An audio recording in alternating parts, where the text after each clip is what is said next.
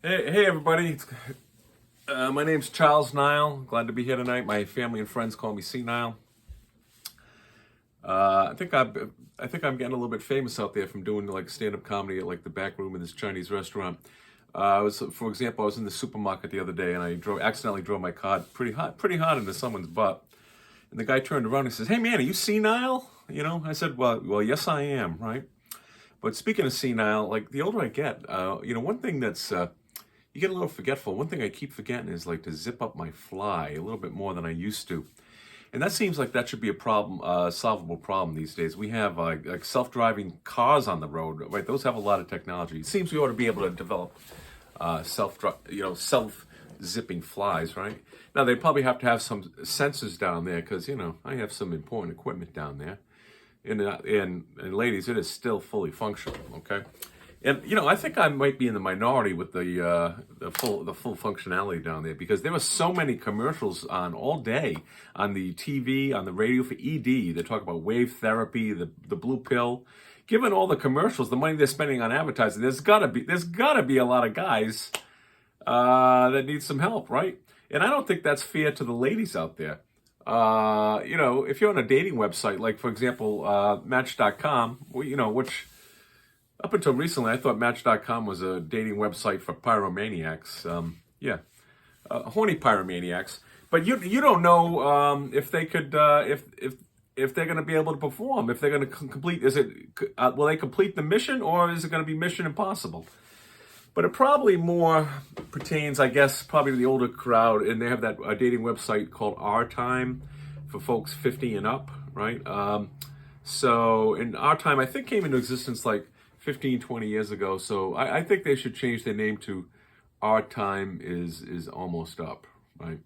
Now there's 23andMe. That's not a dating website, right? I initially thought that was like an orgy porn movie, but that's like a genetic testing website. But that's for another day. I'm sort of bummed out that the pandemic's over. I guess it's a good thing, right? But during the pandemic, I did start, speaking of dating websites, I did start my own dating website. It was called COVIDmingle.com. It was sort of like that Christian Mingle, but just if you have COVID.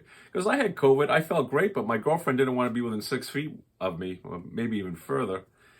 But I figured I was still horny, so I said, geez, if you get together with someone else who's got COVID, what harm can you do? Let's get it on. I get asked, do you think this could result in a long-term relationship? Two people on COVIDmingle.com. Yeah, probably not, right? Probably not going to end that well. I did have a good slogan for it, though. It puts the us in virus.